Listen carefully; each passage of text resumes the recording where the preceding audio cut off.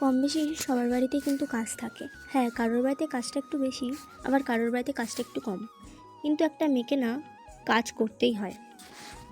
আমি না একটা গৃহস্থ বাড়ির বউ, আর আমাকে না কাজটা একটু বেশি করতে হয়।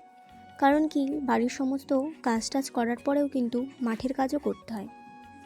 তবে যাই হোক, দেখো এখানে না আমার শাশুড়ি মা না ধানগুলো সব ঢেলে দিচ্ছিল, কারণ কি ধানটা ভিজাতে হবে, আর ধান ভিজাতে কিন্তু একদম সময় লাগে। তো ভিজা দিচ্ছিল কারণ কি এই মাসের মধ্যে কিন্তু ধানটা শুকিয়ে নিতে হবে, কারণ আমাদের বাড়িতে বিয়ে। তো বাড়িতে আসে দেখি আমার শ্বশুর কিন্তু বাজার করে রেখেছে। তো বাজার থেকে আমি খুলে খুলে দেখছিলাম যে কী কী বাজার করেছে। মাছ মাংস দুটাই এনেছে, তো ভাবলাম যে ধুয়ে নিই। ধুয়ে নিচ্ছিলাম সব কিছুই। আমি ধুয়ে নেওয়ার পরে কিন্তু আমি পেঁয়াজ আলু টালু সব কিছু কাটেও নিচ্ছিলাম, কারণ কি আমি আজকে রান্না করব না, আমার শাশুড়ি মা রান্না করবে। আমি শুধু আজকে ভাতটাই কিন্তু খালি রান্না করব। আমার শাশুড়ি মা বলেছিল আজকে উনিই রান্না করবে, তার জন্য উনিই রান্না করছেন।